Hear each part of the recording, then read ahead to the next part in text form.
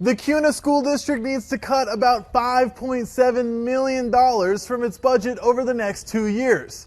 I'm your Kuna neighborhood reporter Brady Caskey at Hubbard Elementary School, where one of the proposed options for cutting costs is closing the Hubbard Annex behind me.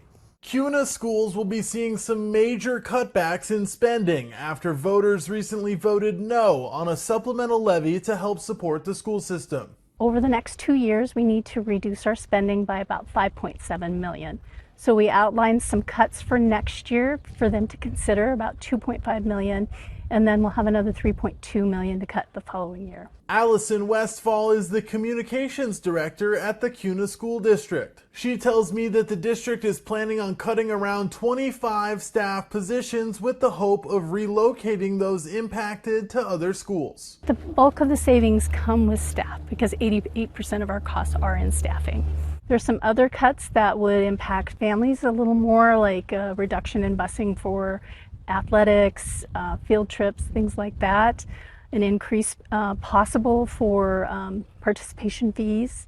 Allison tells me that the Hubbard Annex at Hubbard Elementary has a leaking roof and the fire alarm system needs to be repaired, maintenance items that would have been funded by the supplemental levy. The district is considering closing the annex to address those repairs and help reduce spending. There are about 200 students in kindergarten through 3rd grade who are served here. In addition, there's a community preschool and our special education preschool that are housed there.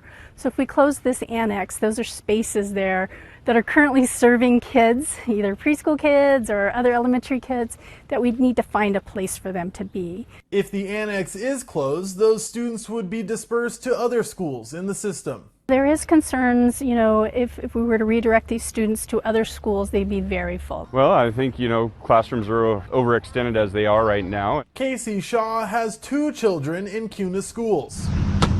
He tells me that relocating kids to already full classrooms may have an impact on students and teachers. I think that's just going to add to more of the stress that they're going to have to see in the classrooms. All of these budget cuts are still up in the air. The Kuna School District will be holding a budget meeting on Tuesday evening to hopefully finalize a plan for budget cuts. I will be at that meeting on Tuesday evening, and you can follow my coverage of this story at idahonews6.com. Reporting in Kuna, I'm your neighborhood reporter Brady Caskey for Idaho News 6.